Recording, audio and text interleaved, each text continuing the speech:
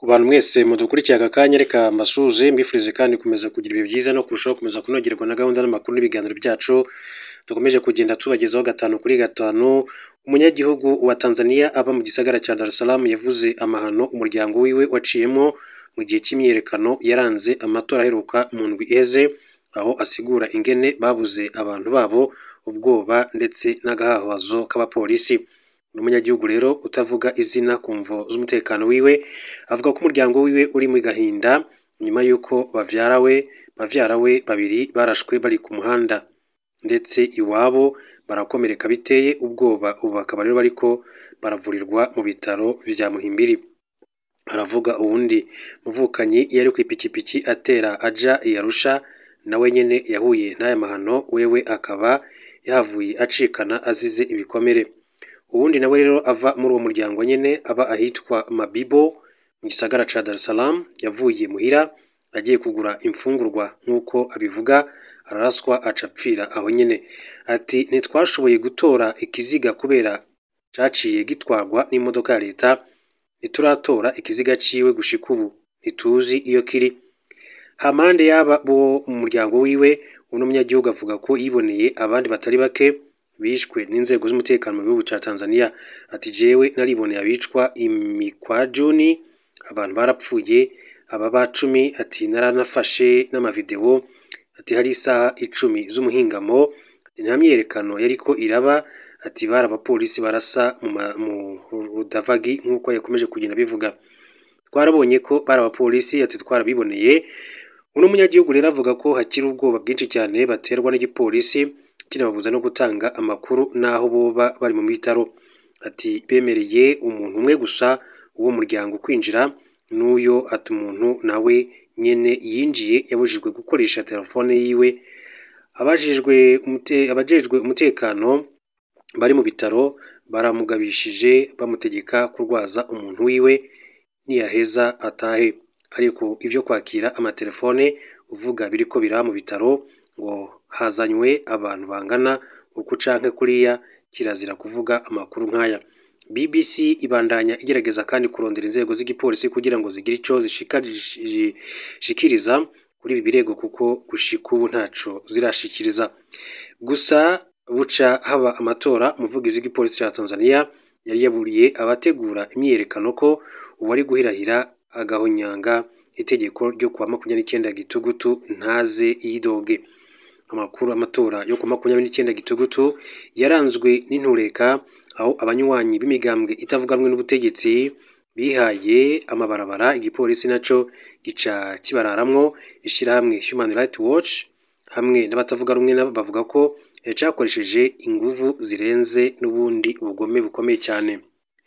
Iri shirahamwe rivuga ko umwe mu babibonye yaribwiye ko kwa 30 Gitugutu biboneye umubanyi atari mu myiyerekano yarasiwe hanze y'umuhanda wiwe, ndetse n'umugabo yari yambaye impuzu zisanzwe aca arapfa. Rivuga ko imiryango myinshi cyane mu gihugu cose ibandanya irondera bayo, mu gihe abandi bagihamba aba bapfiriye muri izi ntureka zamaze iminsi igera kuri 3. Human Rights Watch ivuga ko igipolisi carungitse ubutumwa mu kivunga, ati bugabisha abanyagihugu ba Tanzania kudahanahana amafoto n'amavideo yatewe ubwoba y'intureka zabaye, kikavuga ko bishobora kubaviramwo ugupfa. Abaharanira uburenganzira bwa muntu batavuga rumwe bavuga ko izi ntureka zapfiriyemwo abaharurwa mu majana, ariko BBC ntiyashoboye kandi kubihinyuza. Ivyari vyoroshye kumenya ivyariko biraba mu gihugu mu gihe leta yari yugaye urubuga rwa internet mu gihe c'izi ntureka, rukaba rwagiye gusubira kuvugurwa amasaha makeya inyuma y'uko Perezida Samia Suluhu ahejeje kurahira muri iki gihugu ca Tanzania.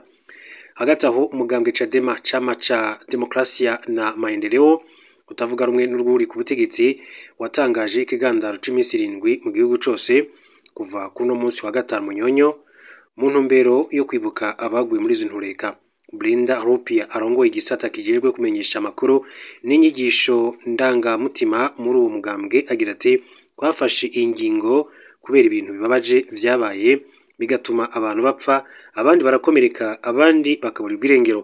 Muri ubwo butumwa yacishije ku rubuga rwa Instagram, umupfasoni Brenda Rupia avuga ko iyi ngingo yafashwe mu nzira yo kwerekana icubahiro bafitiye abatakarije ubuzima muri iyo myiyerekano yabaye muri Tanzania kuva ku munsi w'amatora yabaye ku 29 Gitugutu. Avuga kandi ko amabendera yose ya Chadema azoduzwa gushika hagati kuva isaha 12 z'igitondo gushika isaha 12 z'umugoroba. Leta ya Perezida Samia Suluhu Hassan aherutse kurahira ikiringo ciwe kigira kabiri nk'umukuru w'igihugu ntirashira ahabona igitigiri c'abapfiriye muri myiyerekano yadutsemwo intureka. Bamwe mu bakora mu biro vy'ubuserukizi bavuga ko abapfuye bagera kuri 500, naho Chadema ivuga ko ibitigiri bishobora kuba birenga ibi. Umukuru w'umugambwe Chadema Tundu Lissu aracari mu ibohero kuva mu ndamukiza no kwa mu kwezi kwa kane uno mwaka ku birego vyo guhemukira igihugu. Imbere yo gufatwa yasavye abanywanyi umugambwe wiwe kutitaba amatora ku 29 Gitugutu gushika haba impinduka mu mategeko agenga amatora muri Tanzania. Mwijambo yashikirije igihe arahira, Perezida Samia yagabishije abo yita abateza intureka, akavuga ko bamwe mu bafashwe bagiriza guteza imigumuko mu gihugu barimo abavuye hanze nubwo adatomye urutoke igihugu canke se ibihugu baturutsemo. Hanyuma mu yandi makuru reka mbabwiye ko abantu 4 barafunzwe nyuma yuko abategetsi muri Portugal bafashe ubwato bwikoreye toni zirenga 1 ndetse n'ibihumbi 700 za cocaine rwagati mu nyanja ya Atlantique. Ubwato bugenda munsi y'amazi ndetse no ku mazi hejuru bwafashwe mu minsi ishize bwarimo bwerekeza mu gace ka Iberian Peninsula, gace karimo ibihugu bya Espagne na Portugal nk'uko abategetsi babivuga. Amashusho yerekana abapolisi n'ingabo zirwanira mu mazi mbere yo kwinjira muri ubwo bwato, bakanafata abakozi 4 bari baburimo bivugwa ko bakomoka muri Amerika y'Epfo. Polisi yavuze ko aba bakekwa barimo abanya-Ecuador 2, abanya-Venezuela ndetse n'umunya-Colombia bafunzwe by'agateganyo nyuma yo kwitaba urukiko rwa Azor muri Portugal kuwa kabiri. Victor Ananias ukuriye ishami rya polisi rishinzwe kurwanya icuruzwa ry'ibiyobyabwenge muri Portugal mu kiganiro n'amakuru yavuze ko uru rugamba atari urw'igihugu kimwe gusa nk'uko yabivuze. Ikigo gishinzwe gusesengura amakuru n'ibikorwa byo mu nyanja cyitwa Lisbon Maroc yavuze ko cyabonye amakuru mu minsi yashize yerekana ko umutwe w'abagizi ba nabi uri mu nzira yo gucisha mu nzira z'amazi ikiyobyabwenge cya cocaine cyo gucuruza mu Burayi. Nyuma y'iminsi mike, polisi yo mazi ya Portugal yafashe ubwato uri ku ntera ya kilometero 1,800 uvuye ku nkombe y'umurwa mukuru Lisbon mu gikorwa bafatanyijemo n'ikigo cya Leta Zunze Ubumwe za Amerika cyo kurwanya ibiyobyabwenge. Nyuma yuko bufashwe bavuze ko budashobora gukururwa ku nkombe kubera ko ikirere cyifashe nabi ndetse hari impungenge ko bwarohama mu nyanja nk'uko amakuru abishimangira.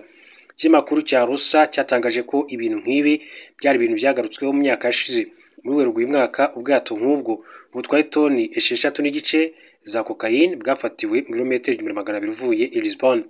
Ubwato bufashwe kandi mu gihe ubuyobozi bwa Trump bwongera ibitero byo ku bwato buvuga ko bukoreshwa mu kwinjiza ibiyobyabwenge muri Amerika. Ku cyumweru, Minisitiri w'Ingabo muri Leta Zunze Ubumwe za Amerika Peter Hegseth yatangaje ko abagabo bagera kuri 3 bishwe mu cyumweru gishize bakekwaho kohereza muri Amerika ubwato bw'ibiyobyabwenge buvuye muri Caraïbe.